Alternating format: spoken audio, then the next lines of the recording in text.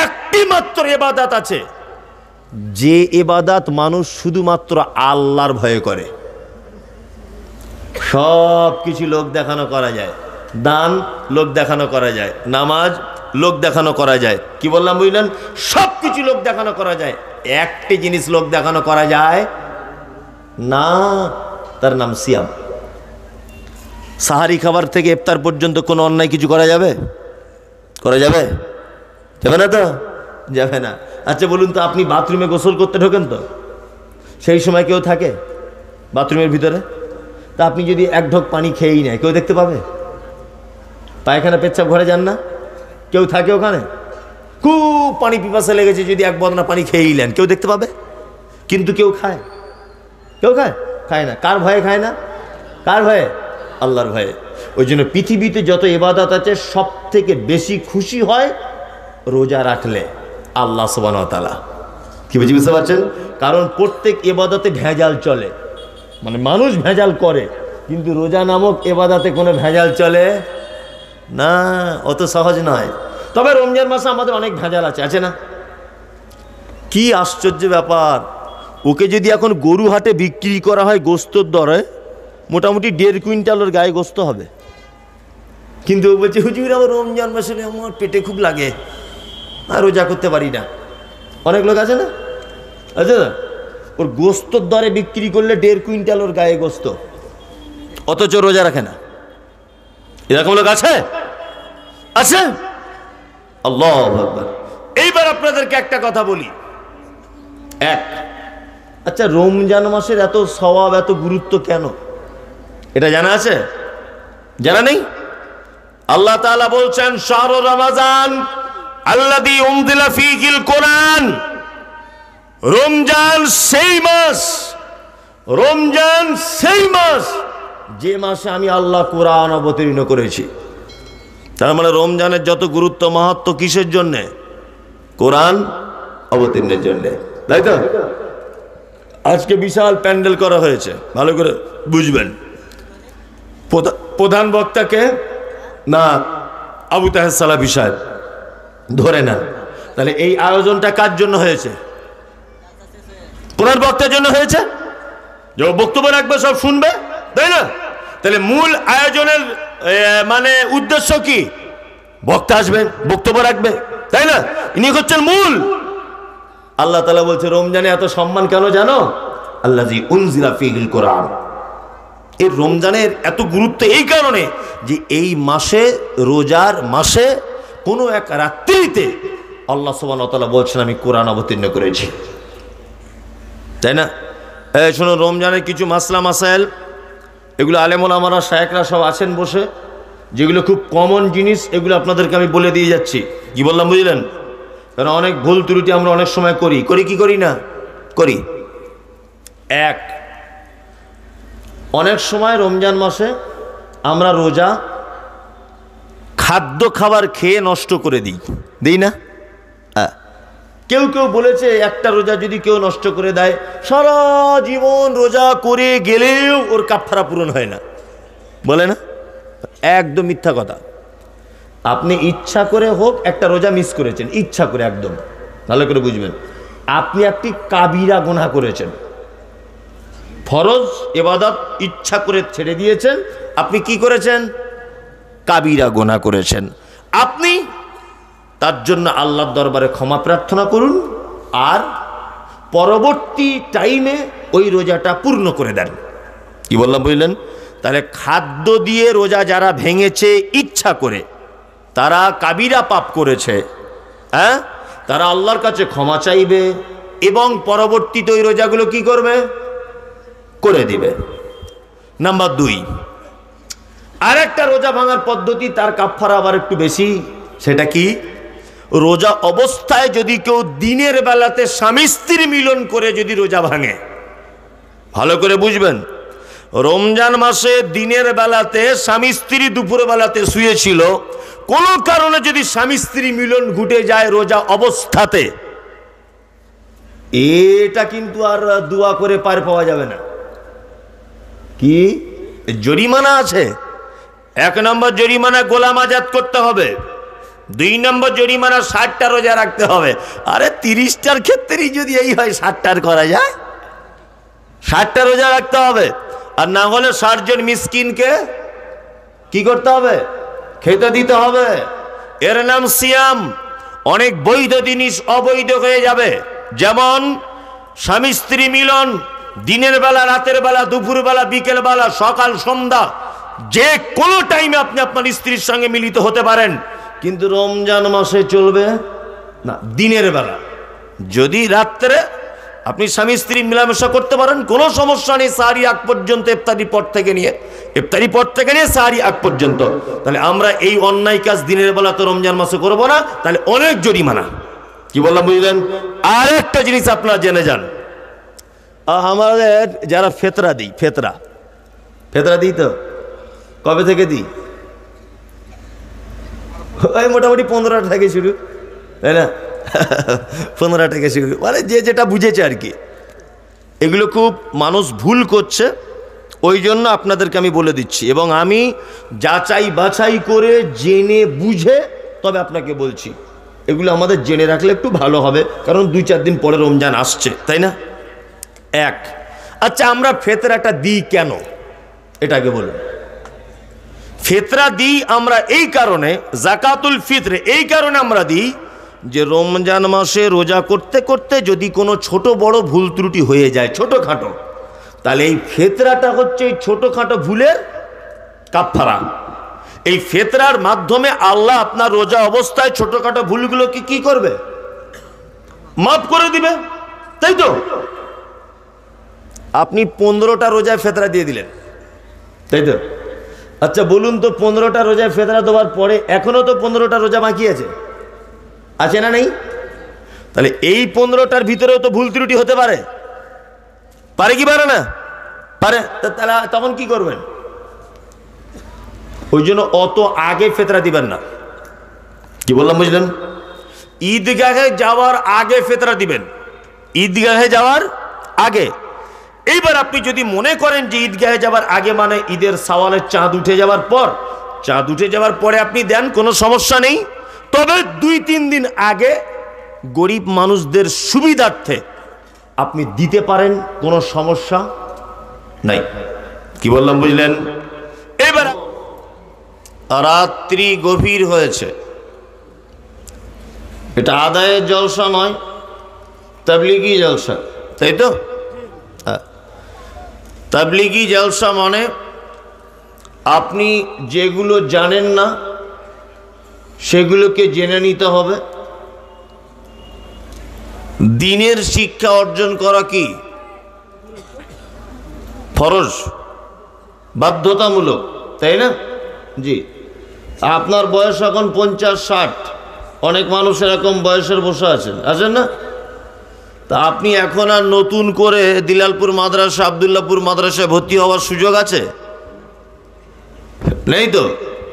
তাহলে আপনি এখন ইসলাম শিখবেন কোথায়? একটা তো শেখার পদ্ধতি লাগবে। এই তাবলিগি জলসার আয়োজন করা হয়েছে মানে একটি ইসলাম শেখার বড় একটি পদ্ধতি বা বড় একটি জায়গা। এটা আমরা শুধু জলসা বলি চালিয়ে দিব তা নয়, একটি শিক্ষা কেন্দ্র বলা যেতে পারে। এবং সারা পৃথিবীতে যত শিক্ষা কেন্দ্র বা শিক্ষার ব্যবস্থালয় আছে তার ভিতরে সবথেকে উন্নত মানের শিক্ষালয় বলা যেতে পারে জলসা নামক এই মাহফিলগুলি। যদি বলছেন কেন, দেখবেন সারা দুনিয়াতে যত স্কুল আছে প্রতিটা স্কুলে একটি নির্দিষ্ট রুলস আছে। আচ্ছা, যেমন কোন স্কুল যাওয়ার আগে আপনার সাদা শার্ট আর রঙিন প্যান্ট পরে যেতে হবে। স্কুল 11টায় খুলবে, 11:10 হয়ে গেলে আপনাকে আর ঢুকতে দেবে না। 2টোয় টিফিন হবে, আপনি 10 মিনিট টিফিন টাইম পাবেন, আধ ঘন্টা পরে ক্লাসে ঢুকতে গেলে ঢুকতে দেবে না। 3টে ছুটি হবে, তার আগে আপনি বাড়ি আসতে পারবেন না। যদি নার্সারি স্কুল হয় তাহলে 4 বছর থেকে ভর্তি শুরু। প্রতিটা জিনিসে একটা নিয়ম নীতি আছে, আছে না? আছে। আচ্ছা, এখন যদি একটা বুড়ো লোক যদি বলে আমি ক্লাস 1-এ ভর্তি হব, তা মাস্টারমশাইরা নিবে তাকে? অসম্ভব না? অসম্ভব। তার মানে ওর আর ভর্তি হবার বয়স নাই, ইচ্ছা থাকলেও বয়স নাই। কিন্তু এই জায়গাটা এমন এক স্কুল, এমন এক শিক্ষা অর্জনের জায়গা। আপনি লুঙ্গি পরে এসে বসতে পারেন, বিনা দাড়িতে বসতে পারেন, মাথায় টুপি দিয়ে বসতে পারেন, খালি মাথাতে বসতে পারেন, তাই না? এখানে বাদামও খেতে পারেন, কেউ মারবে না, তাই না? কেউ ভিতরে ভিতরে যদি খৈনি মলে তবুও সুযোগ আছে, কেউ তো দেখতে পাবে না, তাই না? কেউ যদি মনে করে যে বিড়ি নিয়ে বসে আছে, সাইডে গিয়ে 2 টান মেরে আবার বসবো, কোনো সমস্যা নেই।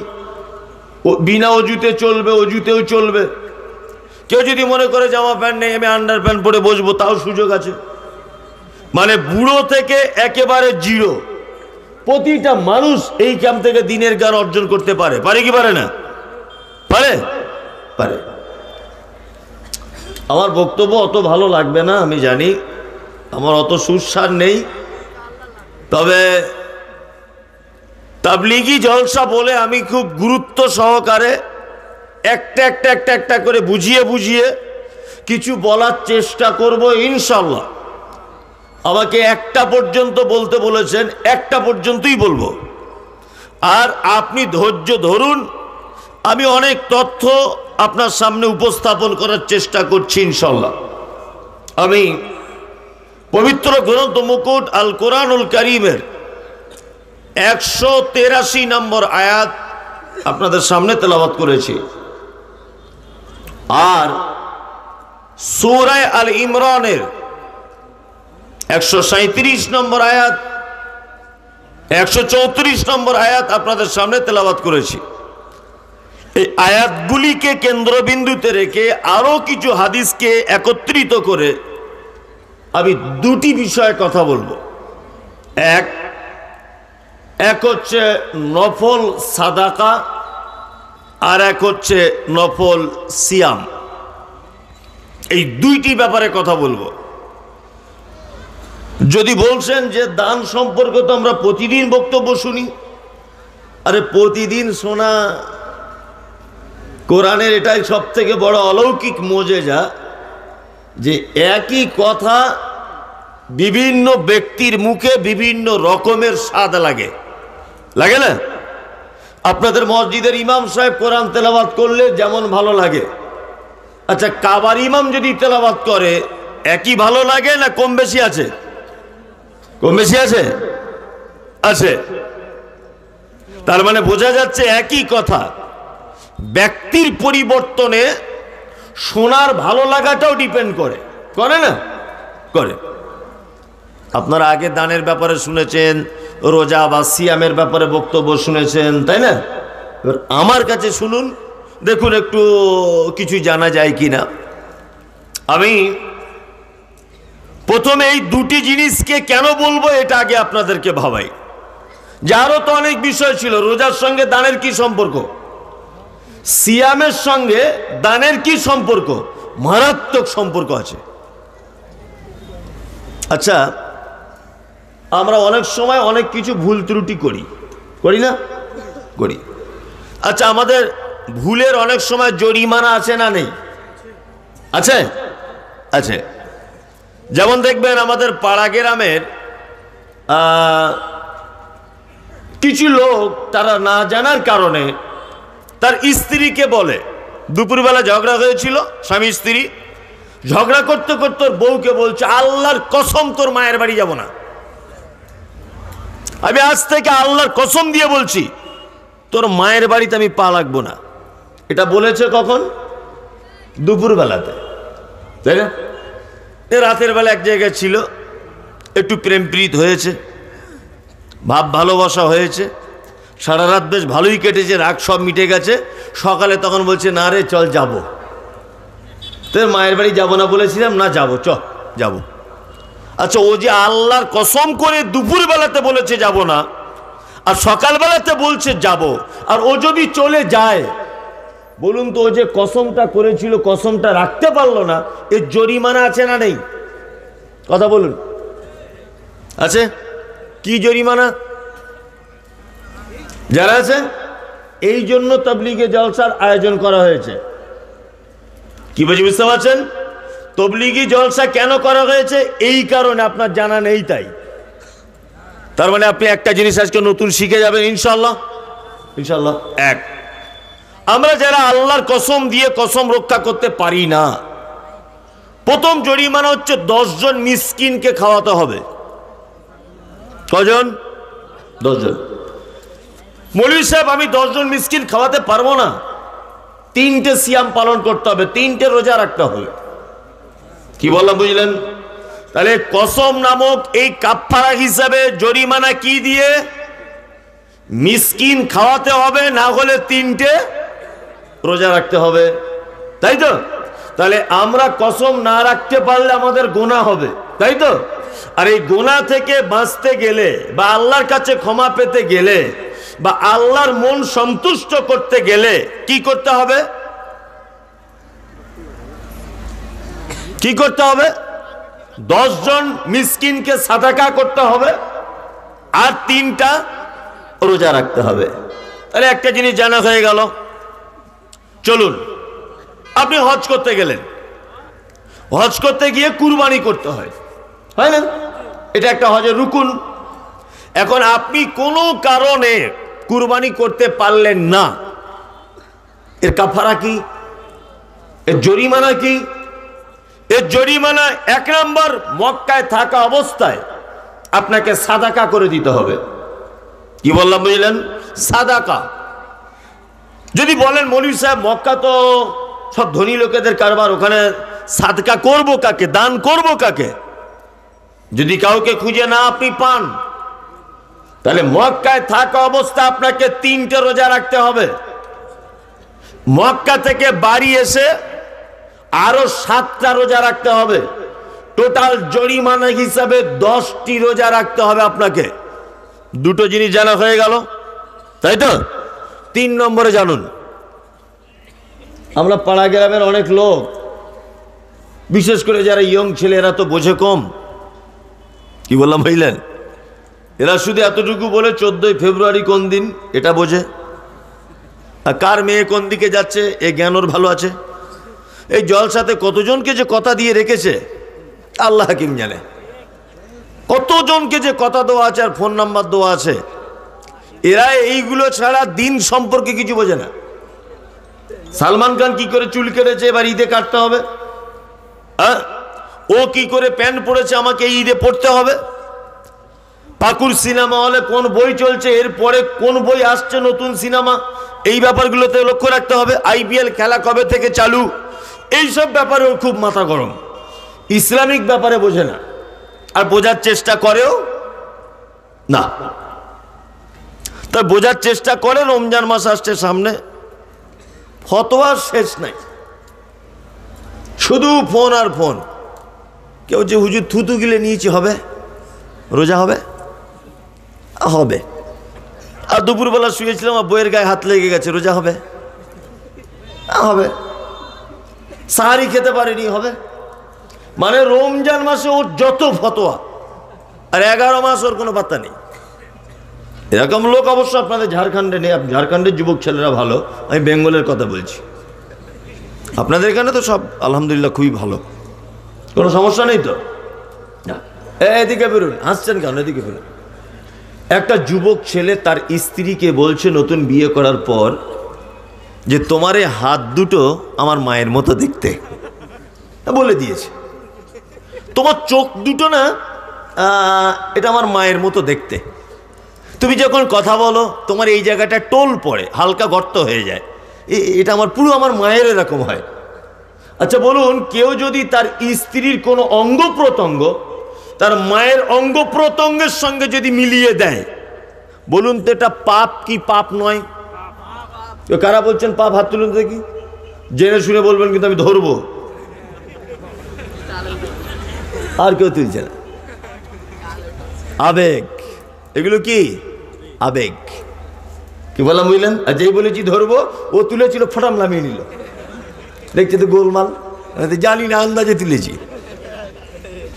তাহলে এটা আপনারা বললেন পাপ, তাই তো? এবার এটা কত বড় পাপ, সুবহানাল্লাহ। আপনি অবাক হবেন, কেউ যদি তার স্ত্রীকে শুধু বলে তোমার হাত দুটো আমার মায়ের মতো, এটা কত বড় পাপ। এই পাপের জরিমানা শুনলে আপনি বুঝতে পারবেন এই জরিমানাটা কি। 1 নম্বর জরিমানা আল্লাহ তাআলা বলছেন, কি বলছেন? আল্লাহ তাআলা বলছেন ফাতাহরিরু রাকাবাতিন মিন ক্বাবলি আন ইয়াতামাসসা। প্রথম জরিমানা একটা নিজের টাকা দিয়ে একটা গোলামকে কিনে মুক্ত করে দিতে হবে, গোলাম আজাদ করতে হবে। 1 নম্বর শর্ত, মিন ক্বাবলি আন ইয়াতামাসসা। গোলাম আজাদ করার পরে তারপর তার স্ত্রী গায়ে সে হাত দেবে। প্রথম জরিমানা, মনে থাকবে। 2 নম্বর, মনি সাহেব আমার টাকা নেই, আমি কি করে গোলাম আজাদ করব? আল্লাহ তাআলা আপনার দ্বিতীয় জরিমানার অপশন দিচ্ছেন, ফাইনলাম ইয়াজিদ ফাসিয়ামু শাহরাইন মুতাতাবিআইন। তোমাকে পরস্পর 60টা রোজা রাখতে হবে। কটা? 60টা। তারপরে তোমার বইয়ের গায়ে হাত দিতে পাবে। যদি বলেন মৌলভী সাহেব রোজার মাসেই ফরজ রোজা 30টা পারি না, জরিমানা 60টা, এটা কঠিন ব্যাপার না? কঠিন ব্যাপার তো। এখানে আর একটা মজার কথা বলি, এখন আপনার বউকে এরকম মায়ের সঙ্গে তুলনা করেছিলেন, এর জরিমানা 60টা রোজা করছেন আপনি, ভালো করে বুঝবেন। ঠিক 56টা হয়েছে, একটা রোজা ভেঙে গেছে, কি হবে? আবার শুরু থেকে। কি বলছি বুঝতে পারছেন? এর নাম শাহরাইন মুতাতাবিআইন, পরস্পর, মাঝখানে কোনো বিরতি দেওয়া চলবে না। তাহলে দ্বিতীয় জরিমানাটা আপনারা শুনে নিলেন, 60টা রোজা। মৌলভী সাহেব আমি 60টা রোজা করতে পারবো না, এমনিতেই 30টা পারি না, তাহলে আমি কি করব? আল্লাহ তাআলা বলছেন ফাইনলাম ইয়াস্তাতি ফাইতামু 60 মিসকিন মিন ক্বাবলি আন ইয়াতামাসসা। তোমার 3 নম্বর জরিমানা হচ্ছে এই যে তুমি 60 জন মিসকিনকে খানা খেলাও, তোমার স্ত্রীর গায়ে টাচ করার আগে। ভালো করে বুঝবেন। তাহলে এই 3টে জরিমানা, 2টো কি দিয়ে মনে নেই না? মনে থাকে না, বয়স হয়ে গেছে, মনে থাকে। 5 টাকা কম দিলে বুঝতে পারে, কিন্তু ওইসব মনে থাকে না। এখনই বললাম, ভুলে গেলেন আপনি। প্রথম জরিমানা হচ্ছে একটা গোলাম আজাদ করে দিতে হবে। দ্বিতীয় জরিমানা 60টা রোজা রাখতে হবে। তৃতীয় জরিমানা 60 জন মিসকিনকে খাওয়াতে হবে, তাই তো? এবার বলুন, এর ভিতরে 2টো জরিমানা কি দিয়ে? দান, দান দিয়ে। কি বলছি বুঝতে পারছেন? আর একটা জরিমানা কি দিয়ে? রোজা দিয়ে। কি বলছি বুঝতে পারছেন? আচ্ছা এবার বলুন, কসমের কাফফারা কি? দান আর 3টে রোজা, তাই তো? কসমের কাফফারা। আর হজ করতে গিয়ে ভুল হলে কাফফারা কি? ওই যে রোজা আর দান। আর এইখানে স্ত্রীকে মায়ের সঙ্গে তুলনা করলে কাফফারা কি? একটা 60টা রোজা, গোলাম আজাদ করতে হবে, এটা টাকা দিয়ে করতে হবে, দান। আর 60 জন মিসকিনকে খাওয়াতে হবে, এটাও দান।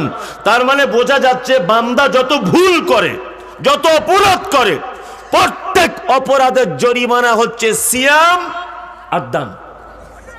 তার মানে বোঝা যাচ্ছে আল্লাহর রাগকে থামাতে গেলে, আল্লাহর রাগকে মেটাতে গেলে 2টা জিনিস আল্লাহর রাগকে মিটিয়ে দিতে পারে। কটা জিনিস? 2টা জিনিস। এক হচ্ছে দান, আর এক হচ্ছে কি? সিয়াম, তাই না? চলুন প্রথমে সিয়ামটা বলবো না, প্রথম দানটা বলি। আমি আপনাকে দান করতে বলবো না, এটা কেমন জিনিস সেটা বলছি আপনাকে। এক, আমাদের নবী মুহাম্মদ সাল্লাল্লাহু আলাইহি ওয়াসাল্লাম তিনি বলছেন ইত্তাকুন নার ওয়ালাউ বিশিক্কি তামারিন, তোমরা জাহান্নাম থেকে বাঁচো, যে কোনো মূল্যে তোমাকে জাহান্নাম থেকে বাঁচতেই হবে। কিভাবে বাঁচবে? কিভাবে বাঁচার পদ্ধতি কি? তুমি একটা খাজুর খাচ্ছিলে, খাজুর, এই খাজুরটা খেতে খেতে তোমার হাতে খাজুরটা একটু থেকে গেছে, এই খাজুরটাও তুমি যদি পারো আল্লাহ রাস্তায় সাদাকা করে দাও, দান করে দাও, এর বিনিময়ে তুমি জাহান্নাম থেকে বাঁচো। তবুও তোমাকে বাঁচাই লাগবে। আর কি দিয়ে বাঁচতে হবে? শেষ সম্বলটা কি? দান, সাদাকা। এইবার আপনাদেরকে একটা কথা বলি, মজার বিষয়। আচ্ছা, দান আর সাদাকা এই দুটো আলাদা না এক? বলুন। কেউ বলছে আলাদা, ও যা জেনেছে তাই বলেছে। কি বলছে বুঝতে পারছেন? বাংলায় বলে দান, আরবিতে বলে সাদাকা। যার নাম লাউ তারই নাম কদু। কি বললাম বুঝলেন? বাংলাতে বলে দান, আরবিতে বলে সাদাকা, তাই তো? এবার দান কত গুরুত্বপূর্ণ জিনিস, আমি সব হাদিস কোরআন বাদ দিয়ে একটা কথা আপনার সামনে তুলে ধরছি। দেখুন দান কেমন জিনিস। আচ্ছা, মানুষ যখন পাড়া গ্রামে মারা যায়, মারা যাবার 4-5-10 মিনিট আগে তার ছেলেরা, মেয়েরা, তার বৌমারা ওই লোকটার পাশে বসে কি করে বলুন? পানি, গালে পানি দেয়, দেয় না? বড় মেয়ে এসে বলে বাপ শেষ পানিটা খাও, বড় বেটা এসে বলছে বাপ শেষ পানিটা খাও, বৌমা বলছে আব্বু শেষ পানিটা নাও। বলে কি বলে না? বলে। এটা আমার ওখানে হয়, আপনার ওখানে হোক। আচ্ছা বলুন তো, ওই লোকটা কি মরার আগে পানি চাইছে? যে একটু পানি দাও ফ্রিজ থেকে, খুব পানি পিপাসা লেগেছে একটু পানি দাও, এরকম ব্যাপার আছে কি? তাহলে কেন পানি দেন কেন?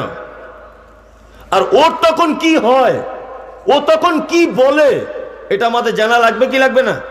লাগবে, লাগবে। এক, আল্লাহ নবী বললেন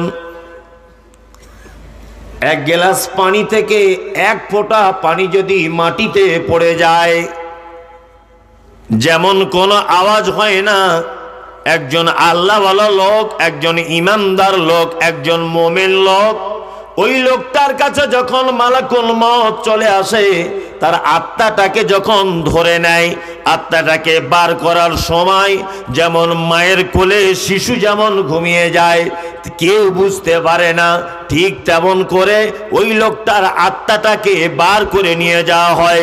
তার বেটা বুঝতে পারে না, তার বেটি বুঝতে পারে না, তার বৌমা বুঝতে পারে না, কেউ বুঝতে পারে না, সবার মাঝখান থেকে লোকটার জান বার হয়ে চলে যায়। কেউ বুঝতে পারে?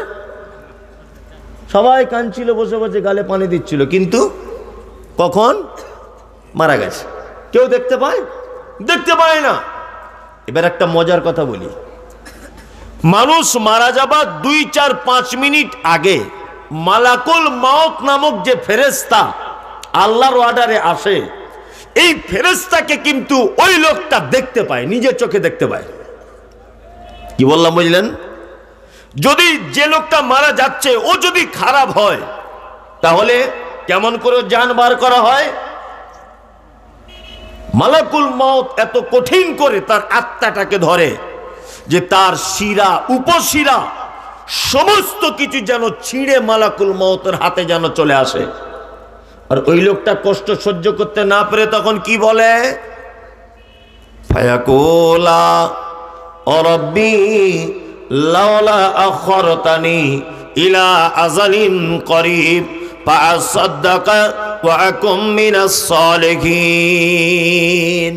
আল্লাহ, মালাকুল মউত চলে এসেছে, আমার আর টাইম নেই, আমার আর সময় নেই, তুমি আমাকে একবার শুধুমাত্র টাইম দাও, আমি দুনিয়াতে যাব, গিয়ে আমি কিছু সাদাকা দান করে আসব, আর ভালো মানুষদের অন্তর্ভুক্ত হয়ে যাব। আল্লাহ এতটুকু সুযোগ তুমি আমাকে দাও। তাহলে মানুষ মারা যাওয়ার সময়তে কি বলে? আল্লাহ আমাকে সুযোগ দাও, কি করব? দান করব, তাই না? আল্লাহ কি করব? দান করব। এবার আর একটা মজার কথা বলে দিই। আচ্ছা, পৃথিবীতে যত আমল করি সব থেকে হাই পাওয়ারের আমল, সব থেকে দামি আমল, তার নাম কি? যা জানেন বলেন, আমি তো মারবো না।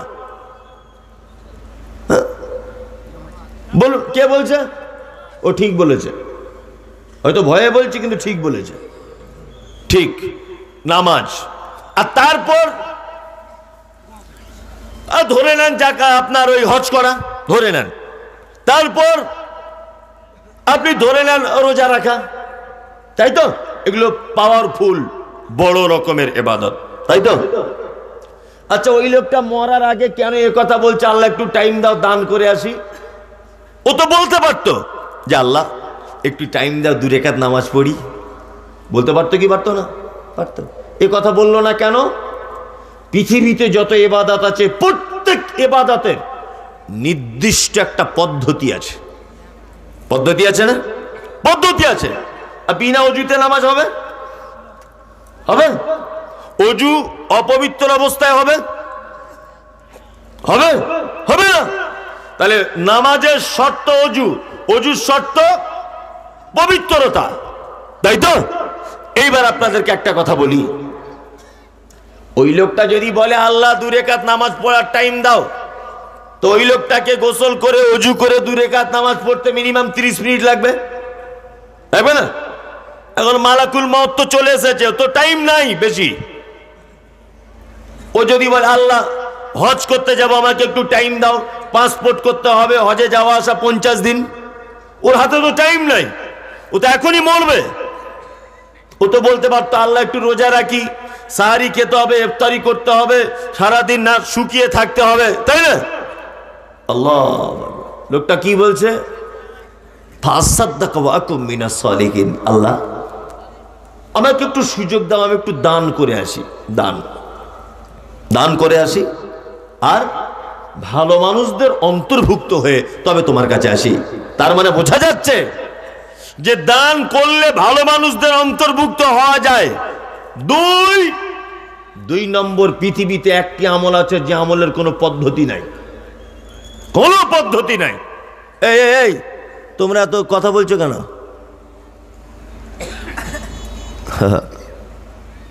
আসলে যা গান শোনা শ্রোতা তো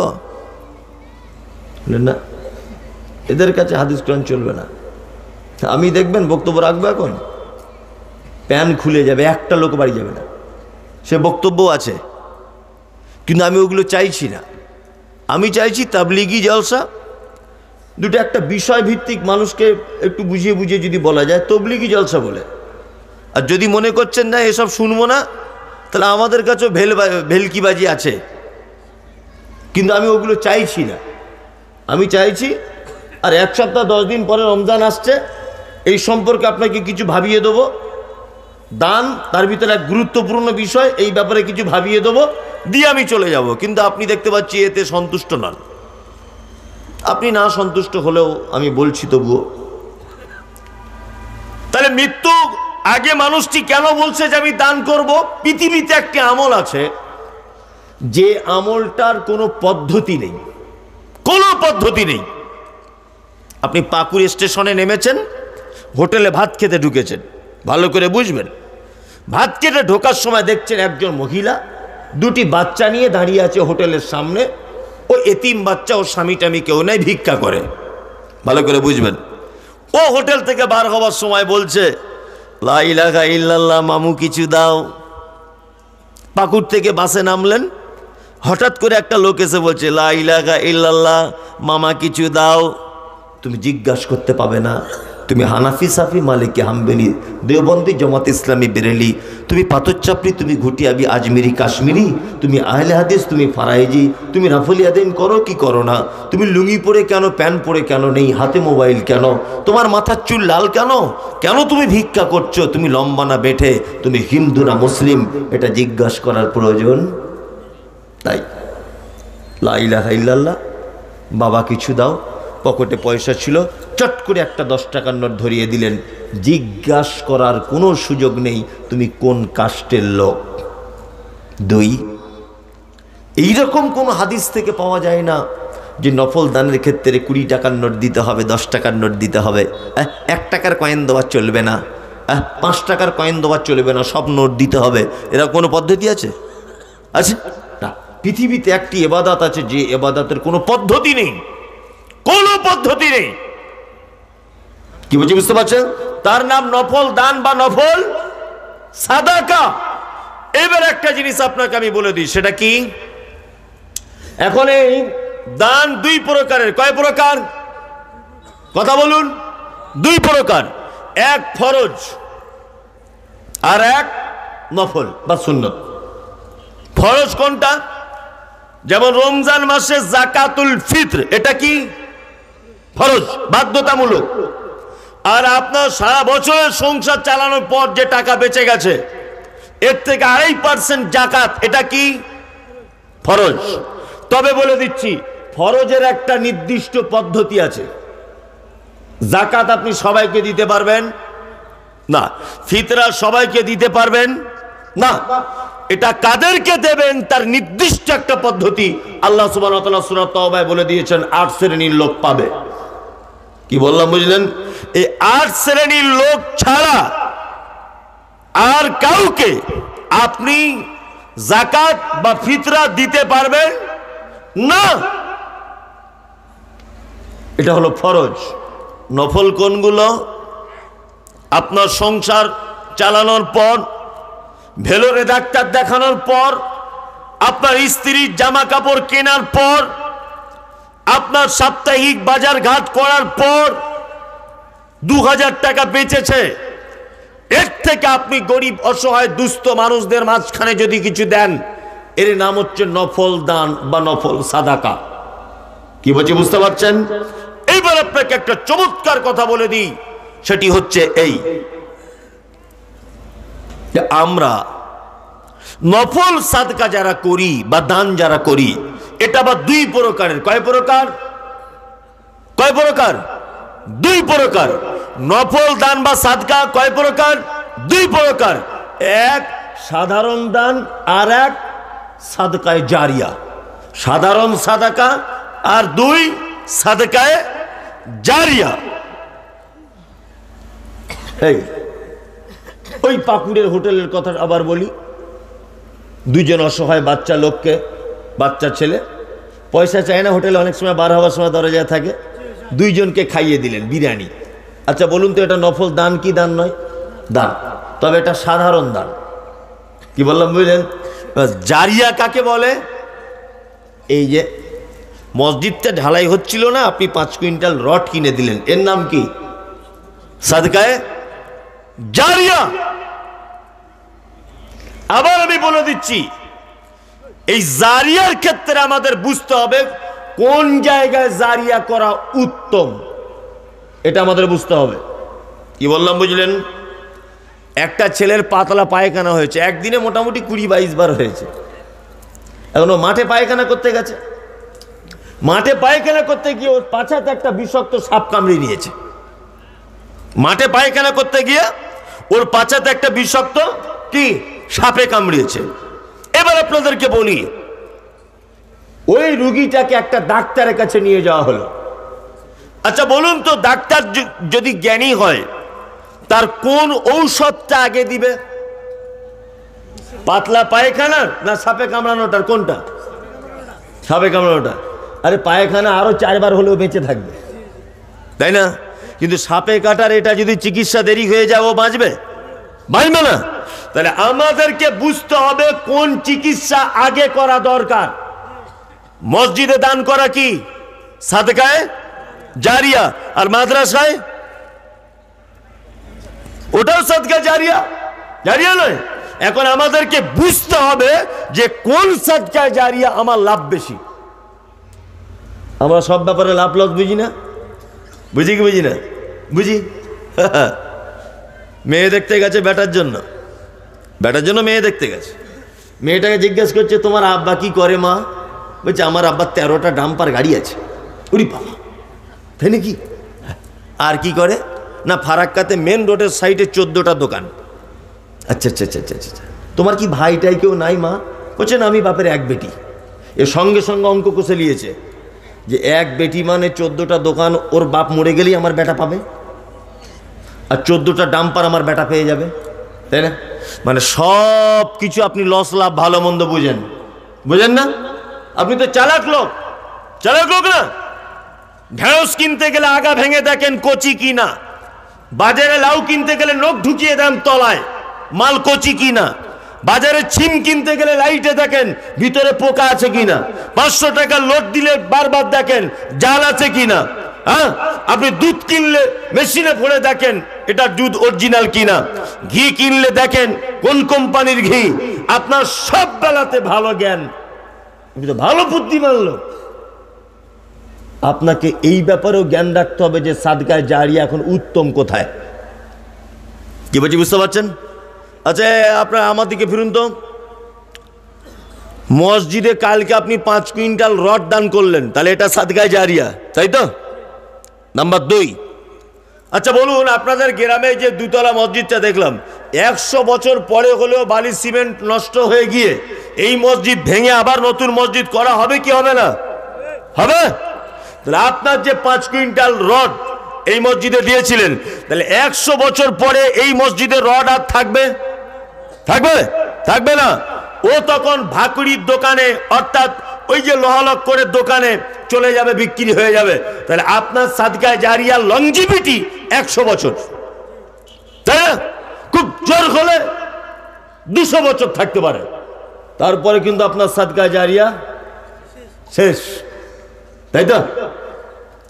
তাহলে কিয়ামত পর্যন্ত যাতে আমার জারিয়া নেকি হয়, কি করতে হবে? ওই জন্য আমি বারবার একটা কথা বলি, যেখানে কোরআন শিক্ষার ব্যবস্থা আছে, কোরআন শিক্ষার ব্যবস্থা অর্থাৎ মাদ্রাসায় আপনি 1000 টাকা দান করেছেন, মাদ্রাসার বিল্ডিং এর জন্য 10টা ইট কেনা হয়েছে, 1000 টাকা দিয়ে 100টা ইট কেনা হয়েছে। ওই রুমটাতে থেকে যে ছেলেটা কোরআনের হাফেজ তৈরি হলো, ও আরো 5 জনকে হাফেজ করবে, সে আরো 5 জনকে হাফেজ করবে, সে আরো 5 জনকে হাফেজ করবে।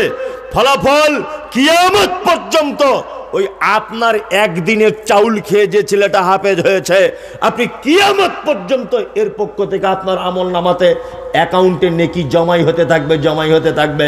আমি তো মনে করি কোরআন শিক্ষার ব্যবস্থার জন্য টাকা খরচা করা সব থেকে বড় সাদকায়ে জারিয়া। কি বলছি বুঝতে পারছেন? কে বলেছে আপনাকে মসজিদে এসি কিনে দিতে হবে? কে যুক্তি দিল মসজিদে টাইলস বসিয়ে দিতে হবে 4 লাখ টাকা খরচা করে? কে বললো যুক্তি তোমাকে? আরে টিনের মসজিদে যে নাকি, মাটির মসজিদে যে নাকি, হ্যাঁ, কলা পাতা দিয়ে ছাউনি মসজিদে যে নাকি, এসির মসজিদে একই নাকি, টাইলসের মসজিদে একই নাকি, কে তোমাকে যুক্তি দিল 4 লাখ টাকা খরচা করে মসজিদে এসি লাগাতে হবে? এই ওই 4 লাখ টাকা খরচা করে ওই মসজিদের পাশে একটা ভালো রুম তৈরি করে বাচ্চাদের কোরআন শেখানোর ব্যবস্থা করুন, কিয়ামত পর্যন্ত নাকি পাবেন। কে বলেছে আপনাকে? যুক্তি কে দিল? এসিতে নামাজ পড়তে হবে, বরং এসিতে নামাজ পড়লে আপনি যে একজন আল্লাহর গোলাম, এসিতে পড়লে অনেকটা অহংকারিতা ভাব চলে আসে মনের ভিতরে। কি বলছি বুঝতে পারছেন না? ওই জন্য তো আলেম ওলামারা আমাদেরকে বারবার জিজ্ঞেস করে, হুজুর চেয়ারে নামাজ পড়া যাবে না? চেয়ারে নামাজ পড়া যাবে না। আপনি বসে দাঁড়িয়ে পড়তে পারছেন না, বসে পড়ুন। বসে পড়তে পারছেন না, শুয়ে পড়ে পড়ুন। শুয়ে পড়েও পড়তে পারছেন না, ইশারাতে পড়ুন। তবু আপনার অপশন নেই, আপনি চেয়ারে নামাজ পড়বেন। কারণ হচ্ছে এই চেয়ারে নামাজ পড়লে প্রথম ক্ষতি, কাতার ভেঙে যায়, কাতার ঠিক হয় না। 2, চেয়ারে নামাজ পড়লে নিজেকে একটু মানে বিশাল বিশাল ওয়েটফুল মনে হয়। হ্যাঁ, সারাদিন টো টো টো টো করে বাজারে ঘুরছে, ওর পায়ে ব্যথা নাই। মাঠের জমির আল কাটছে, পায়ে ব্যথা নাই। মাঠে থেকে ধান কেটে আনছে, পায়ের ব্যথা নাই। সারাদিন ব্যবসা বাণিজ্য লস লাভ হিসাব করলো, পায়ে ব্যথা নাই। ও মসজিদে ওর পায়ে ব্যথা। এরকম লোক আছে না? মসজিদে এই পায়ে ব্যথা, ওর জন্য চেয়ার রাখাই আছে, তুমি শুয়ে পড়ে পড়ো, তবু তুমি চেয়ারে পড়তে পারবে না, কারণ নিজেকে একটা হেভি ওয়েট মনে হয়। ওই জন্য বলছি, যে জায়গাটা আমাদের উন্নতি করার দরকার, সেই জায়গায় উন্নতি না করে মসজিদে টাইলস বসাতে যাচ্ছে।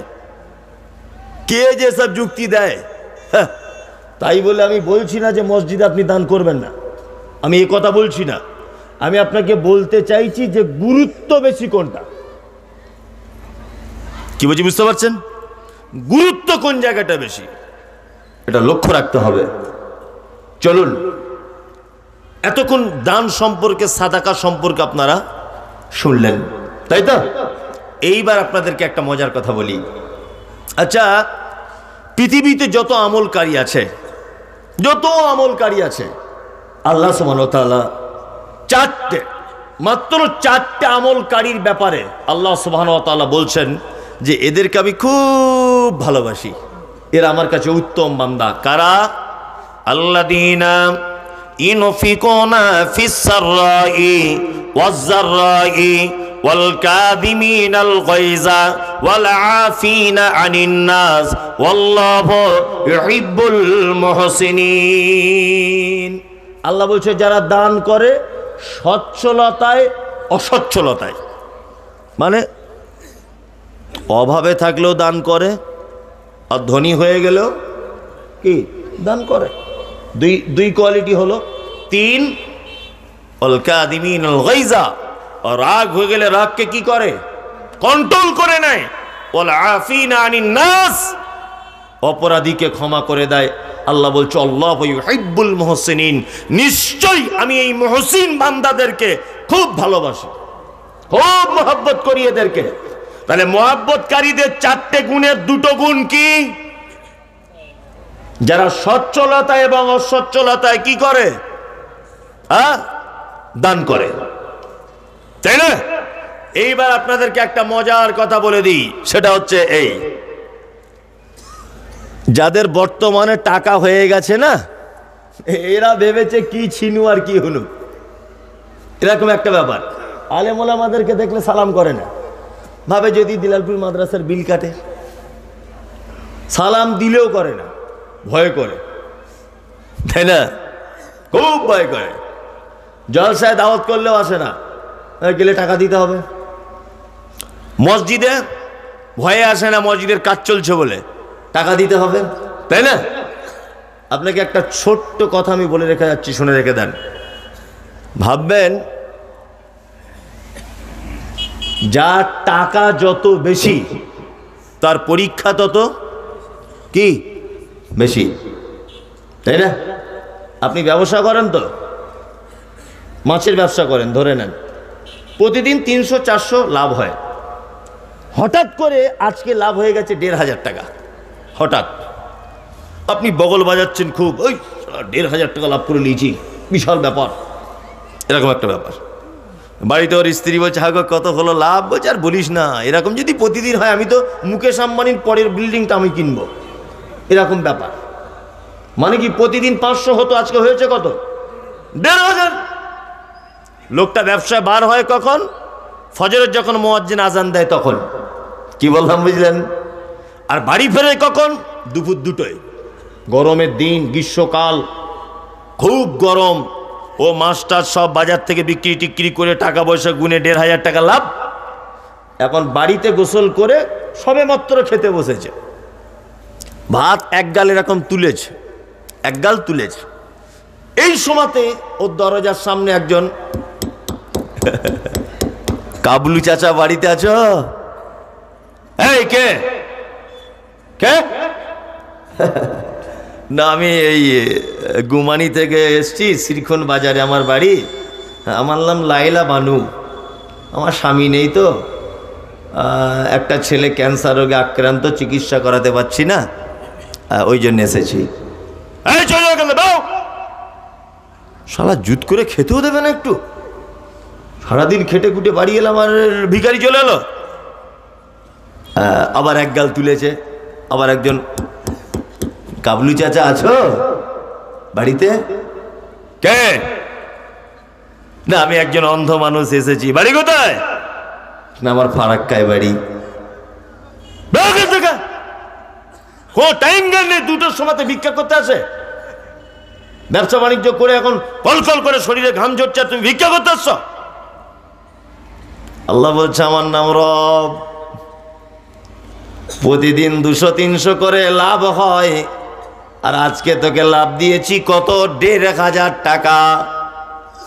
এই কারণে তোকে 1,500 টাকা দিয়েছি, 1,000 টাকা অন্য দিনের থেকে বেশি করে দিয়েছি। এই কারণে ও অন্ধ, 2 চোখে দেখতে পায় না, করে কমে খাওয়ার কোনো লাইন নাই, কিছুই নাই, বড় অসহায়, বাড়িতে তার বাচ্চা কাচ্চা সব আছে, ওর 500 টাকাটা তোর কাছে পাঠিয়ে দিয়েছি।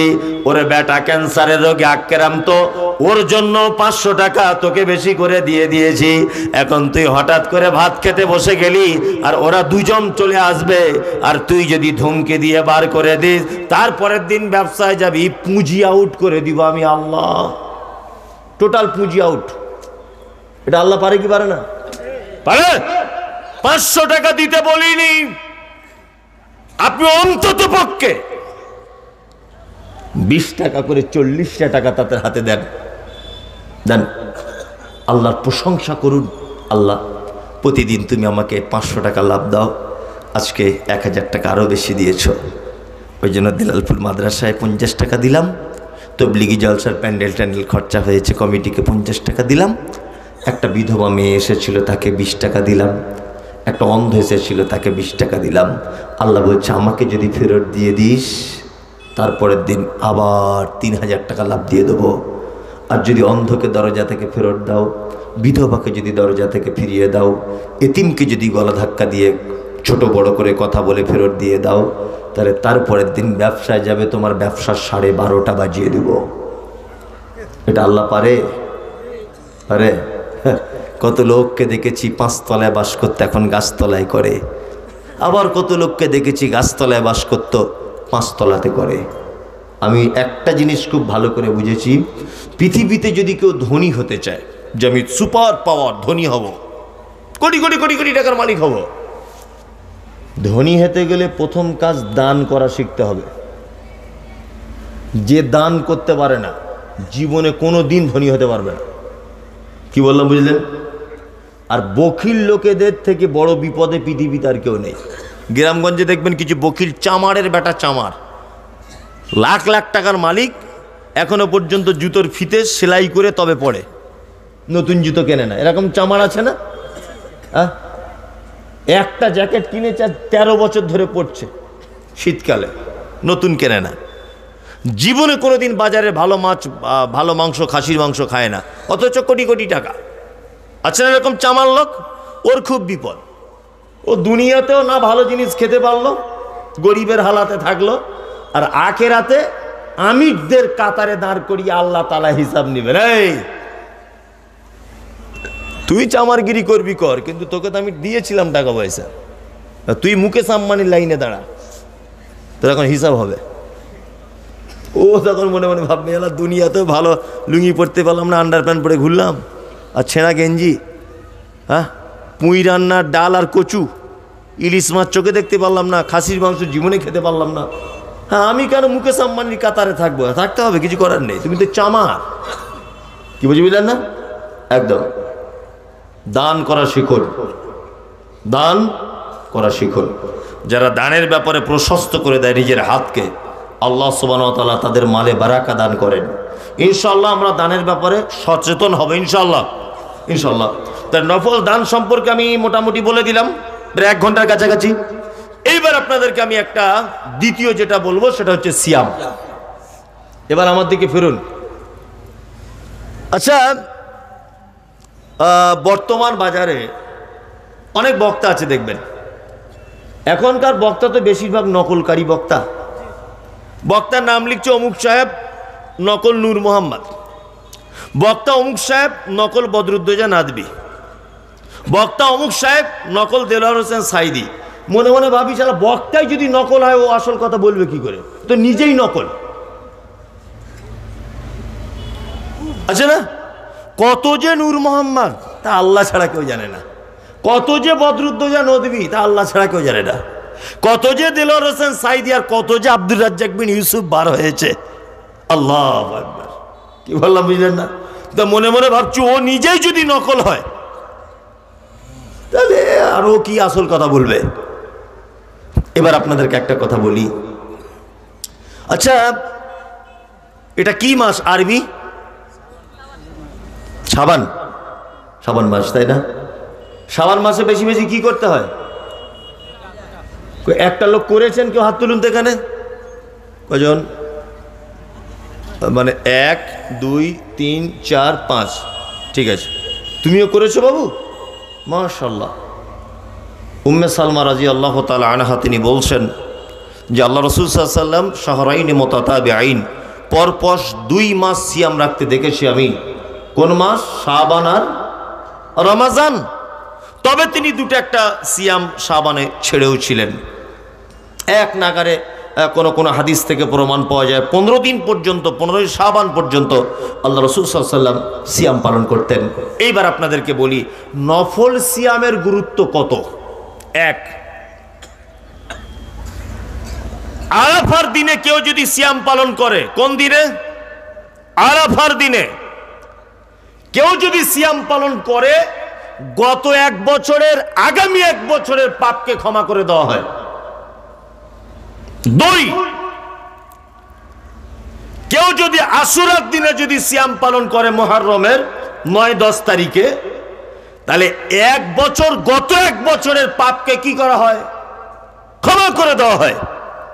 3, আমাদের নবী মুহাম্মদ সাল্লাল্লাহু আলাইহি ওয়াসাল্লাম তিনি বলছেন, কেউ যদি আল্লাহ সুবহানাহু ওয়া তাআলার সন্তুষ্টির জন্য একটি যদি নফল সিয়াম যদি পালন করে, তাহলে তার থেকে জাহান্নামকে 70 বছরের রাস্তা একটি ঘোড়া ছুটলে যতটা রাস্তা যাবে 70 বছর, তার থেকে ওই ব্যক্তির থেকে জাহান্নামকে ততটা দূরে সরিয়ে দেওয়া হবে। কি বলছি বুঝতে পারছেন? চলুন তাহলে এই 3টে কথা বললাম নফল সিয়ামের, তাই না? তাহলে নফলে যদি এই হয়, মানে নকল বক্তায় যদি এই হয়, তাহলে আসল কি হবে? হ্যাঁ, নফলে যদি এই উপকার হয়, একটা রোজা রাখলে যদি 70 বছর জাহান্নাম থেকে আল্লাহ যদি দূরে সরিয়ে দেয়, হ্যাঁ, তাহলে ফরজ রাখলে কি হয়? আল্লাহু আকবার, আল্লাহু আকবার। ফরজের উপকারিতা বললে তো মাথা আর কাজ করবে না। ফরজের উপকারিতা কি? আর কদিন পরে রমজান, প্রস্তুতি নিচ্ছেন তো ইনশাআল্লাহ? 1 মাস সিয়াম পালন করবে ইনশাআল্লাহ? ইনশাআল্লাহ। আমাদের প্রস্তুতি কি? আমাদের প্রস্তুতি ছোলা কিনতে হবে, ভালো মানের খাজুর কিনতে হবে, আর ইফতারিতে প্রতিদিন ফল চাই। এইসব আমাদের প্রস্তুতি। আপনার স্ত্রীকে দেখবেন গ্যাসটা সব ভালো করে ভরে নিচ্ছে, সাহারিতে রান্না করতে হবে, এইসব প্রস্তুতি না? এইসব হাবিজাবি প্রস্তুতি। আমাদের মসজিদ কমিটিরা প্রস্তুতি নিচ্ছে, রং টং করে ঠিকঠাক করছে, রমজান মাস আসছে, তাই না? আল্লাহু আকবার। এটা তো আপনার প্রস্তুতি। হ্যাঁ, স্বয়ং আল্লাহ রমজান মাসে কি প্রস্তুতি নেয় দেখুন, আল্লাহ নিজে। সুবহানাল্লাহ। আচ্ছা, আপনার বাড়িতে যদি আমি এখন মেহমান হয়ে যদি যাই, তা আপনার বিছানার চাদর যেটা বিছানো থাকবে খাটের উপরে প্রতিদিন, ওই চাদরটাই থাকবে না নতুন চাদর আপনার স্ত্রী বার করে দিবে? কোনটা? নতুন। আপনার বাড়িতে আমি যদি যাই, তাহলে আপনার স্ত্রী প্রতিদিন যে প্লেটে আপনারা ভাত খান ওই প্লেটে খেতে দেবে না আমার জন্য নতুন প্লেট নিবে? নতুন প্লেট নিবে। বাড়ি ঘরদোর পরিষ্কার করবে। মুমতাজুল ইসলাম বক্তা আসছে, যাতা ব্যাপার নয়। হ্যাঁ, আমাদের বাড়িতে আসছে, আপনার স্ত্রী দেখবেন 1 সপ্তাহ আগে থেকে সব ঘর বাড়ি রেডি করছে। যদি আমি আসবো বলি, বা অন্য একটা কেউ আসবে বলে, আমি নিজেকে কিছু ভেবে বলছি না, করে কি করে না? করে। রমজান মাসে আল্লাহ নিজে কি প্রস্তুতি নেয়! সুবহানাল্লাহ। আল্লাহ রাসূল সাল্লাল্লাহু আলাইহি ওয়াসাল্লাম বলছে, ইযা দাখালা রমাদান ফুতিহাত আবওয়াবুস সামা। রমজান যখন প্রবেশ করে আল্লাহ ফেরেশতাদেরকে বলে, আসমানের দরজা সব খুলে দাও, সব খুলে দাও আসমানের দরজা। ফুতিহাত আবওয়াবুল জান্নাহ। ফেরেশতাদেরকে বলে, জান্নাতের দরজা সব খুলে দাও। ওয়াগুল্লিকাত আবওয়াবুন নার। জাহান্নামের দরজা বন্ধ করে দাও। ও সুলসিলাতিশ শায়াতিন। শয়তানদেরকে লোহার জিঞ্জিলে করে বেঁধে দাও। আল্লাহ নিজে প্রস্তুতি নেয়। কি প্রস্তুতি? বাড়িতে মেহমান এলে আপনার স্ত্রী যেমন প্রস্তুতি নেয়, এই প্লেট বার কর, নতুন প্লেট, এই আলমারি থেকে নতুন চাদর বার কর, এই ঘর বাড়ি সব পরিষ্কার পরিচ্ছন্ন কর, করে না? আল্লাহ তাআলা নবী বলছেন, ইজা দাখালা রমাজান, যখন রমজান প্রবেশ করে, ফুতিহাত আবওয়াবুস সামা। আল্লাহ ফেরেশতাদেরকে বলে, আসমানের দরজা সব খুলে দাও। ও ফুতিহাত আবওয়াবুর রাহমা, ও ফুতিহাত আবওয়াবুল জান্নাহ। জান্নাতের দরজা খুলে দাও। ও গুল্লিকাত আবওয়াবুন নার। জাহান্নামের দরজা বন্ধ করে দাও। ও সুলসিলাতিশ শায়াতিন। শয়তানদেরকে বেঁধে দাও। আল্লাহ প্রস্তুতি নিচ্ছেন। কি বলছি বুঝতে পারছেন? তার মানে আমার রমজানের বান্দারা সিয়াম পালন করবে, একেবারে রহমত দিয়ে, বরকত দিয়ে আসমানের দরজা খুলে দাও, জাহান্নামের দরজা বন্ধ করে দাও, শয়তানকে পর্যন্ত বেঁধে রাখো যাতে আমার বান্দার কোনো অসুবিধা না হয়। কি বলছি বুঝতে পারছেন? এটা আল্লাহর প্রস্তুতি। ফরজ সিয়ামের উপকার কি? আল্লাহ নবী সাল্লাল্লাহু আলাইহি ওয়াসাল্লাম তিনি বলছেন, মান সামা রমাজানা ঈমানান ওয়া ইহতিসাবান গুফিরা লাহু মা তাকাদ্দামা মিন যামবি। কোন মানুষ যদি ঈমানের অবস্থায় আর নেকির আশাতে রমজানের যদি সিয়াম যদি পালন করে, গুফিরা লাহু মা তাকাদ্দামা মিন যামবি, তার বিগত দিনের সমস্ত পাপ আল্লাহ ক্ষমা করে দেবে। সমস্ত পাপ কি করবে? ক্ষমা করে দিবে। মান কামা রমাজানা ঈমানান ওয়া ইহতিসাবান গুফিরা লাহু মা তাকাদ্দামা মিন যামবি। কেউ যদি রমজানে যদি তারাবির সালাত অর্থাৎ কিয়ামুল লাইল যদি করে, তাহলে তার জীবনের বিগত দিনের সমস্ত পাপকে ক্ষমা করে দেওয়া হবে। মান কামা ফি লাইলাতিল কদরি ঈমানান ওয়া ইহতিসাবান গুফিরা লাহু মা তাকাদ্দামা মিন যামবি। কেউ যদি লাইলাতুল কদরের দিনে যদি কিয়াম যদি করে, তাহলে কি করবে? বিগত দিনের পাপকে কি করা হবে? ক্ষমা করে দেওয়া হবে। আল্লাহু আকবার। সব প্রসঙ্গটা আমি টেনে আনবো, 1 মিনিট আমাকে ধৈর্য ধরে একটা কথা বলে নি। আল্লাহ তাআলা বলছেন, এক, ইয়া আইয়ুহাল্লাযীনা আমানু, তোমরা যারা ঈমানের স্বীকৃতি প্রদান করেছো শোনো, কুতিবা আলাইকুমুস সিয়াম, তোমাদের উপরে সিয়াম ফরজ করা হয়েছে, কামা কুতিবা আলাল্লাযীনা মিন ক্বাবলিকুম লাআল্লাকুম তাত্তাকুন, যেমন তোমাদের পূর্ববর্তীদের উপরে সিয়াম ফরজ করা হয়েছিল যাতে তোমরা তোমাদের ভিতরে আল্লাহ ভীতি তৈরি হয়। এই এবার আর একটা মজার কথা বলি। পৃথিবীতে যত আমল আছে প্রত্যেক আমল উপর থেকে দেখলে বোঝা যায়। বোঝা যায় না? বোঝা যায়। যেমন আপনি নামাজ পড়েন তো, এই যে এই ভাই নামাজ পড়ে কপালে 2টো কালো দাগ হয়ে গেছে এই মাফলা ডালার, তাহলে ওকে দেখে একটা লোক বুঝতে পারবে, ওই জ্যাকেটওয়ালা, তাহলে ওকে দেখে বুঝতে পারা যাবে যে ভাই 5 ওয়াক্ত নামাজ পড়ে, এটা দেখে বোঝা যায়, যায় না? কারু আবার পায়ের গোড়ালির এই জায়গাটা ঘাঁটা পড়ে যায়, তাই না? এটা দেখলে বোঝা যায়। আপনারা এখন দান করেন, এখন তার গোপনে কেউ দান করে না, করে? দান করেই বলছে আলহাজ শফিকুল ইসলাম, নিলেন না?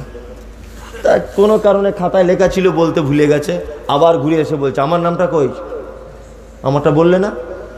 তা বক্তা তখন বলছে আচ্ছা ঠিক আছে, বলা হয়নি, মিস হয়ে গেছে।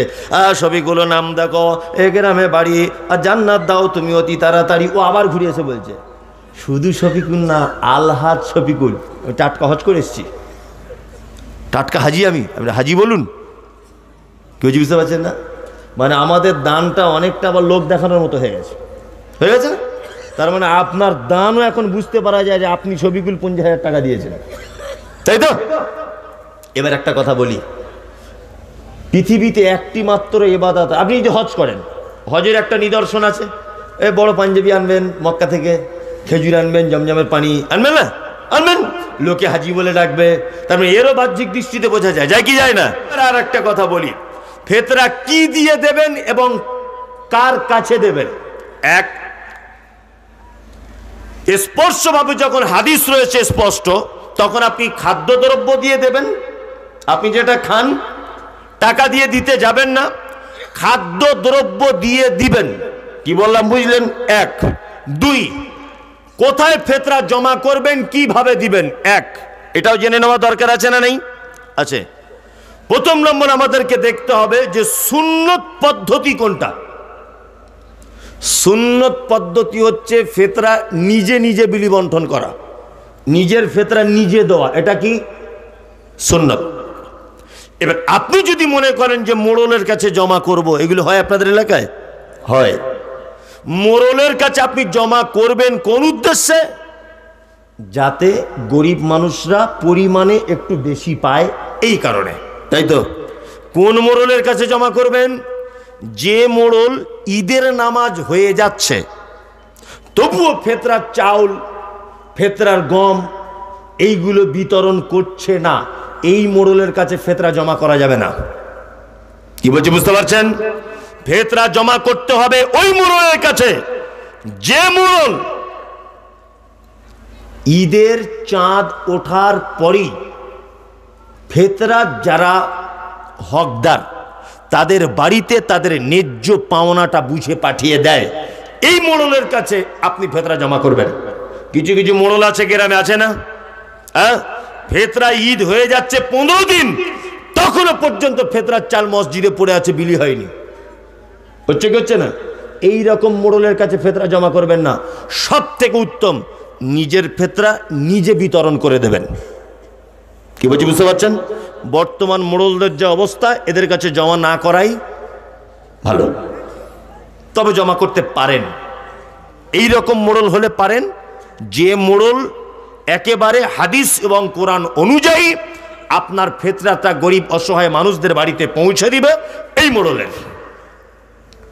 কি বলছি বুঝতে পারছেন? আর একটি কথা আমি শুধু বলে দেব, কিয়ামুল লাইল, রাতের বেলা কি করতে হবে? তারাবি। রমজান মাসে পড়ি কি পড়ি না?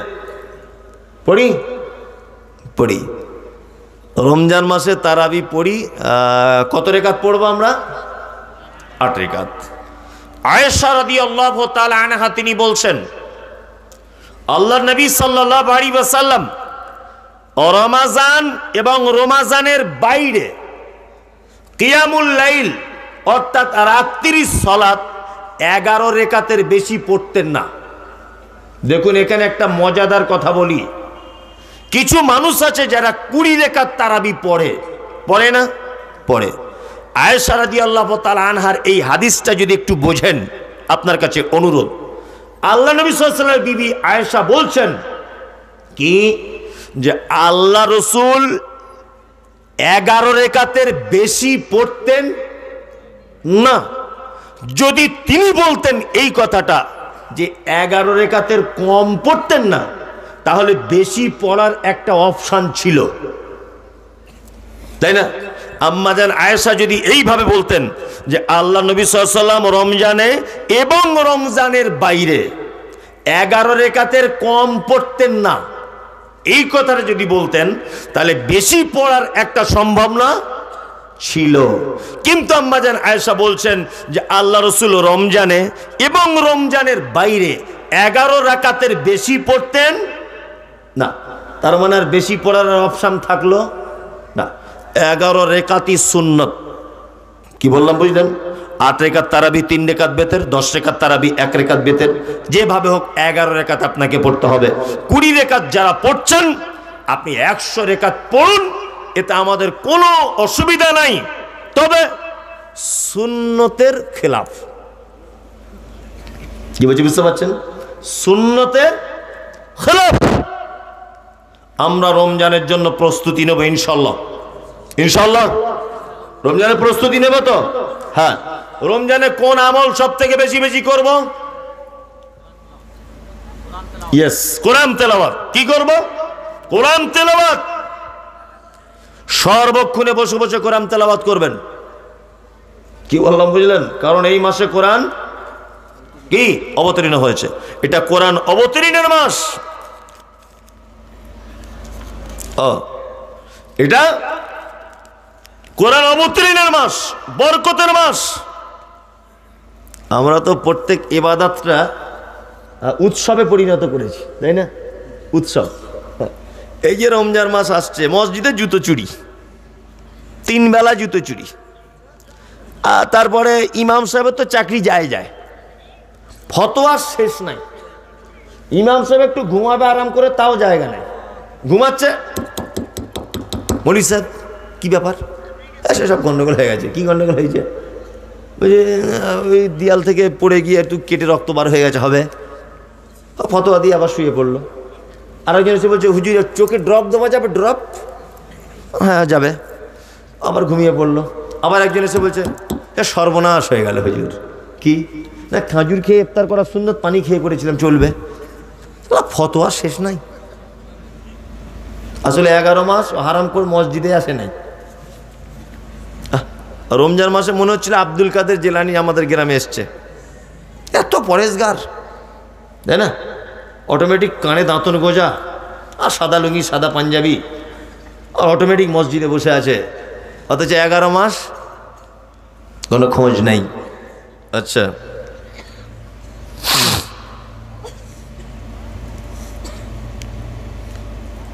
আচ্ছা, আচ্ছা, রোজা অবস্থায় অসুখ হলে ইনজেকশন করলে রোজা নষ্ট হবে? জি না, ইনজেকশন করলে রোজা নষ্ট হবে না।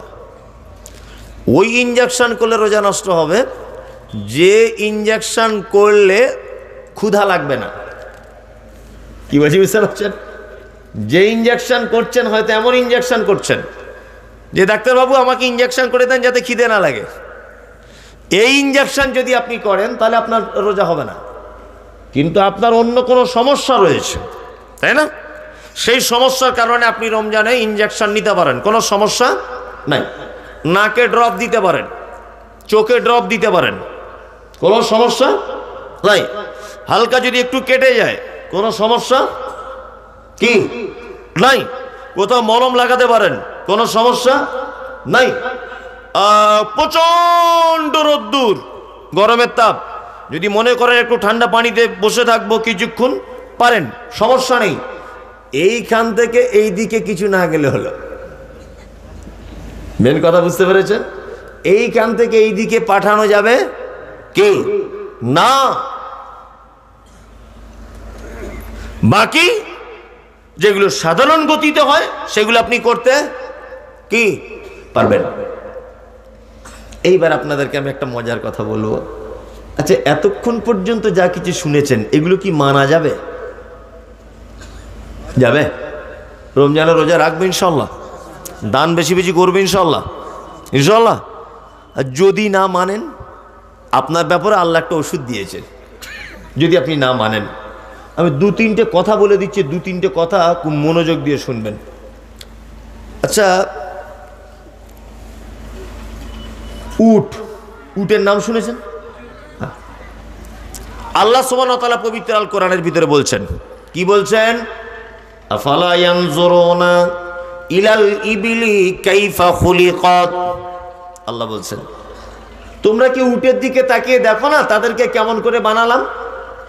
তোমরা কি উটের দিকে তাকিয়ে দেখো না তাকে কেমন করে বানালাম? বনের সব থেকে দাম্ভিক প্রাণী, অহংকারী প্রাণী, গর্জনের প্রাণী, ভয়ঙ্কর প্রাণী, বনের রাজা কাকে বলা হয়? হ্যাঁ, সিংহ। সিংহ হচ্ছে বনের রাজা। আল্লাহ তাআলা সিংহের কথা বললেন না? ওদিকে কি হলো? হ্যাঁ, কিছু হয়নি, কিছু হয়নি, কিছু হয়নি। এদিকে ফিরুন, এদিকে ফিরুন, এদিকে ফিরুন। তাহলে বনের রাজা সিংহ, তাই তো? কিন্তু আল্লাহ তাআলা একবারও বলছেন না যে সিংহের দিকে তাকিয়ে দেখো। কি বলছেন? উটের দিকে তাকিয়ে দেখো। পৃথিবীতে যত প্রাণী আছে, উট এক আশ্চর্য প্রাণী। কি বললাম বুঝলেন? যেমন মরুভূমিতে যদি চলে উট, তাহলে পুকুরের ব্যবস্থা নেই, কলের ব্যবস্থা নেই, পানির ব্যবস্থা নেই, আছে নাই? আল্লাহ তাআলা বলছেন ওর ভিতরে একটা স্টক রুম করে দিয়েছি। ও যখন পানি পান করে তখন একসঙ্গে বেশি করে পানি পান করে, 4-5 দিনের পানি একসাথে পান করে নিয়ে রাখতে পারে স্টক রুমের ভিতরে। ওর পাকস্থলীতে পানি শেষ হয়ে গেলে আবার স্টক রুম থেকে পানি টেনে ওর পাকস্থলীকে সতেজ করে। এর নাম কি? উট। আবার উটের পিঠের উপর একটা এরকম উঁচু জায়গা থাকে, থাকে না? অনেক লোক আবার বলে হযরত আলীর কবর। যে বলছে তার কি, তারও মাথায় গোবর ভরা, তার বাপের মাথাতেও গোবর ভরা। আলীর কবর যদি উটের পিঠে হবে, তো আমি বলছি একটা উটের পিঠে হলো, তা সব উটের পিঠে এরকম কেন? ভণ্ডামি কথা না, সব ভণ্ডামি কথা। উট পৃথিবীর এক আশ্চর্য প্রাণী। এর গোস্ত খাওয়া যায়, এর দুধ পান করা যায়, যায় না? মরুভূমির কাজে যানবাহনে ব্যবহার করা যায়, যায় না? যায়। পৃথিবীর একটা আশ্চর্য প্রাণী আছে, তার নাম উট, যে চোখের দৃষ্টি সব থেকে বেশি কোন প্রাণীর? উটের। এখান থেকে 50 কিলোমিটার দূরে যদি ঝোড়ো হাওয়া হয়, উট এমন এক প্রাণী, ওই 50 কিলোমিটার হাওয়া যদি ওর দিকে আসে মরুভূমিতে, তা ও তার মালিককে আর নিয়ে এক পা হাঁটবে না, পাগুলো এরকম বালিতে এরকম করতে করতে পাগুলো পুঁতে দিয়ে বসে পড়বে, আর মালিককে বলতে চাইবে, মালিক সামনে কোনো বিপদ, তুমি আমাকে জড়িয়ে ধরে থাকো, তাছাড়া তুমিও মরে যাবে, আমিও মরে যাব। উট এমন এক প্রাণী। আর একটা প্রাণী আছে, তাহলে উট ভালো প্রাণী না খারাপ? খারাপ। খারাপ? ভালো। আর একটা প্রাণীর নাম বলি, তার নাম কুকুর। জানেন, এবার অনেক মানে কুকুর এমন এক প্রাণী, এর দুঃখের শেষ নাই, বুঝলেন না? বিয়ে বাড়িতে খেতে গেছে, প্যান্ডেলের তলায় কেউ মেরেছে, কেউ কেউ কেউ কেউ করতে করতে আর একজনের দরজার সামনে এসেছে। তাদের বাড়ির মেয়ে ছেলেগুলো আবার বলছে, এই কুকুর ডাকলে বিপদ আসে, আবার মার। মানে ওর কেঁদেও সুখ নাই, ও যে কোথাও গিয়ে একটু কাঁদবে এটাও সুখ নাই। কি বলছি বুঝতে পারছেন না? হয় কি হয় না? বিয়ে বাড়িতে ওকে কেউ মেরেছে, তাই আর একজনের দরজার কাছে গিয়ে কাঁদছে কেউ কেউ করে। তা ওদের বাড়ির মেয়েগুলো তখন বলছে, এই কুকুর ডাকছে, কুকুর কাঁদছে, মানে বিপদ আসতে পারে, মুড়ো ঝাঁটাটা নিয়ে আবার চালা। মানে ও এমন এক প্রাণী, ওর কেঁদেও সুখ নাই। আচ্ছা, কুকুর বাড়িতে রাখা যাবে? যাবে না। আল্লাহর নবী বলেছেন, কেউ যদি বাড়িতে কুকুর রাখে ইচ্ছাকৃত ভাবে, তাহলে প্রত্যেক দিন তার আমল নামা থেকে 2 কেরাত অর্থের 2 উহুদ পাহাড়ের সমান নেকিকে মাইনাস করে দেওয়া হবে।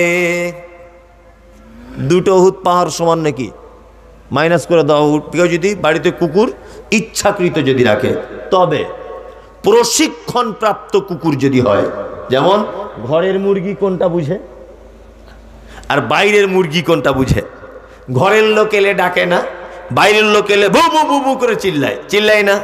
জি, যাকে শিক্ষা দেওয়া হয়েছে এইরকম প্রশিক্ষণ প্রাপ্ত কুকুর প্রয়োজনে আপনি আপনার পোল্ট্রির খামারটা চৌকি দেওয়ার জন্যে, আপনি গরুর গোয়ালটা চৌকি দেওয়ার জন্যে, আপনি কি করতে পারেন, আপনার ধানের বড় ঘরটা চৌকি দেওয়ার জন্যে, আপনার বাড়ির বাইরে ভ্যান সাইকেল ইত্যাদি থাকে, এইগুলোকে আগলে রাখার জন্যে প্রয়োজনে ইসলাম আপনাকে পারমিশন দিয়েছে, আপনি পুষতে পারেন।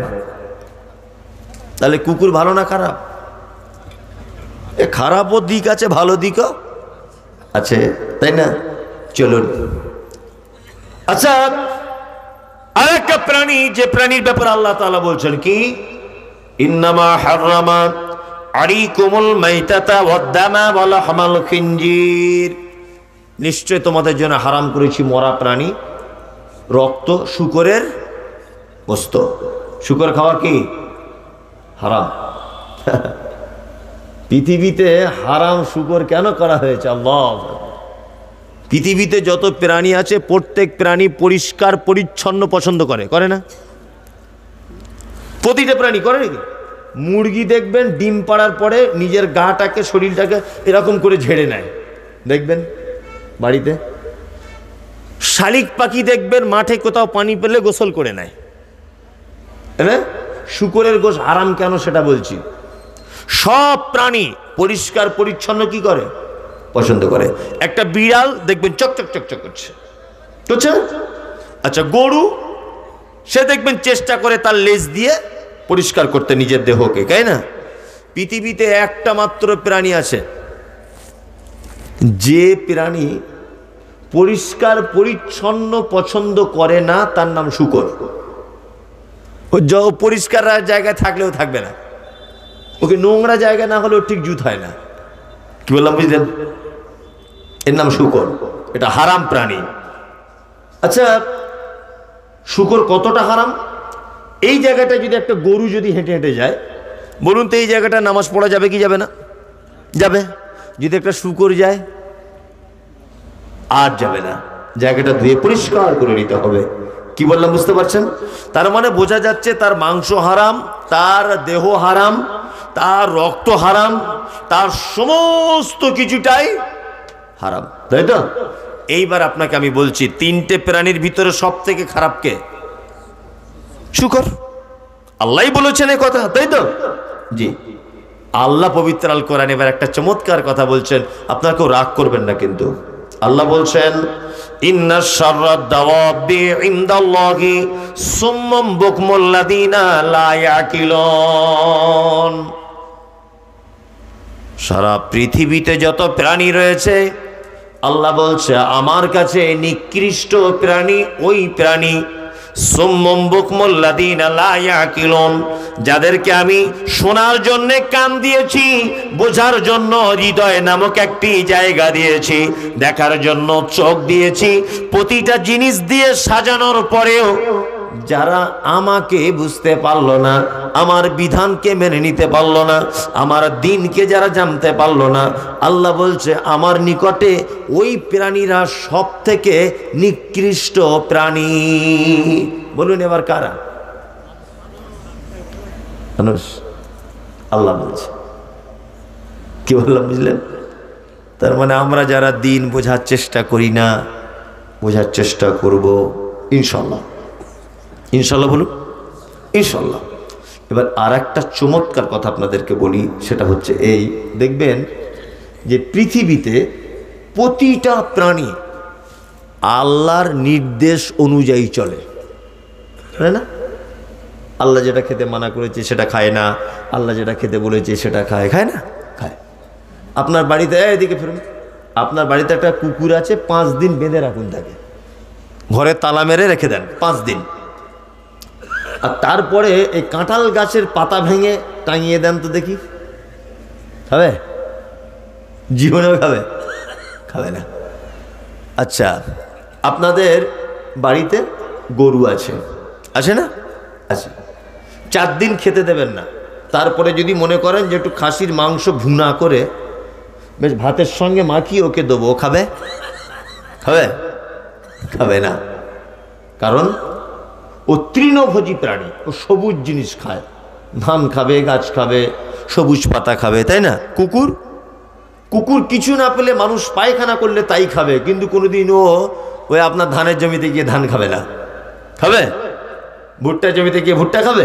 খাবে না। তার মানে ও তার রবের নির্দেশ অনুযায়ী জীবনযাপন করে। মানুষ করে? করে বলুন? রমজান মাসে দিনের বেলা খাওয়া সুন্নত, তো দিনের বেলা ভাত খাওয়া রমজান মাসে কি সুন্নত না? কি হারাম? অনেক জনাই তো খায়, খাবে না? খাবে কি খাবে না? খাবে। লজ্জা শরমও নাই। 16 বছরের মেয়ে রোজা রাখে না, 16 বছরের।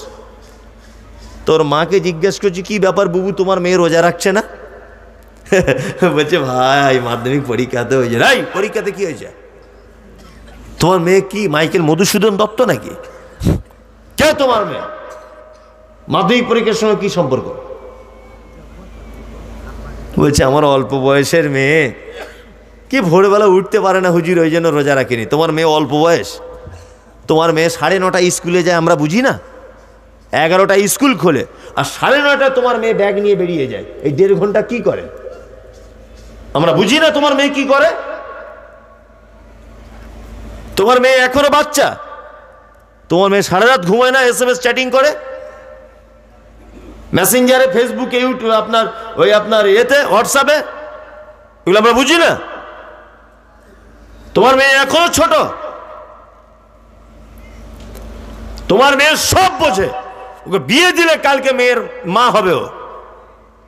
এত সুন্দর চেহারা আল্লাহ দিয়েছে, কত সুন্দর স্বাস্থ্য, রমজান মাসে ভাত খাচ্ছে, 16 বছরের মেয়ে। সব কিয়ামতের মাঠে আসামির কাঠগড়াতে চলে যেতে হবে। আপনার ছেলেকে আপনি বাপ হিসাবে কড়া পদক্ষেপ নেবেন যে রমজানের একটা রোজা যদি ছুটে যায় তোর পাছার চামড়া তুলে দেবো। এটা বলা যাবে? বলা যাবে বাপ হিসাবে? হ্যাঁ, বাপই তো করে না, তো ব্যাটার কি বলবে? বাপই তো ভালো করে করে না, তাই না? জি, বাপই তো ভালো করে রোজা রাখে না, ও আর কি বলবে? রোজা রাখবে না, অথচ ঈদের আগে এমন কেনাকাটা করবে গ্রামের 1 নম্বরেরও। আর ঈদের দিনে বড় বড় গোস্তের পিস, হাবি যাবি, নতুন জামা কাপড়, কোনো দাম নেই। কি বললাম বুঝতে পারছেন তো? আল্লাহ আমাদের সকলকে সিয়াম পালন করার এবং নফল সাদাকা করার তৌফিক দান করুক, বলুন আমিন। আমিন। যারা বসে আছি আল্লাহ তুমি আমাদের সকলকে দিনের জন্য কবুল করো, আমিন। ছোটখাটো কিছু জিনিস জানা হলো তো? হ্যাঁ হ্যাঁ, তবলিগি জলসা মানে ছোটখাটো কিছু জিনিস আপনার জানা হলো, আপনি এর থেকে উপকৃত হবেন ইনশাআল্লাহ। এতক্ষণ যা শুনেছি আল্লাহ আমরা সকলে আমল করবো ইনশাআল্লাহ। আল্লাহ আমাদের সিয়ামকে তুমি কবুল করো, আর আমাদের সিয়ামের জন্য প্রস্তুতি নেওয়ার বেশি বেশি করে তৌফিক দান করো, আমিন আমিন। আমরা আগে থেকে 2-4টে পারলে, এটা শাবান মাস, 2-4টে নফল সিয়াম পালন করব।